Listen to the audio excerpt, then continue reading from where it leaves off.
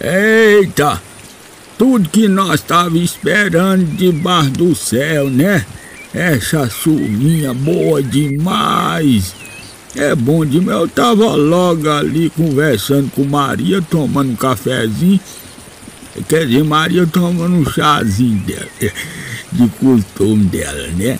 Aí ela falou assim: ô João, por que você não faz uma prece para aquelas pessoas que tá necessitando, né? Nós costumamos orar de manhã cedo, de tarde, de noite, e eu vou pedir para Deus abençoar todinho vocês que têm vontade de ter uma rocinha, tá bom, gente?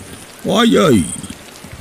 Meu Deus, meu Pai, ouça a nossa prece.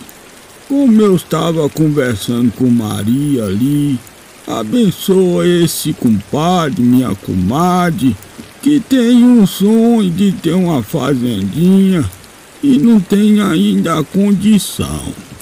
Mas o Senhor sabe do desejo dele, o Senhor sabe do desejo dela.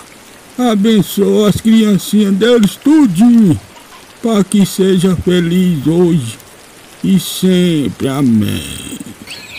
Gente, olha aqui o que vai ter aqui. Já vai dando 9 horas, olha.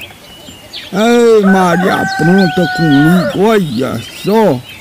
Espia só isso aqui.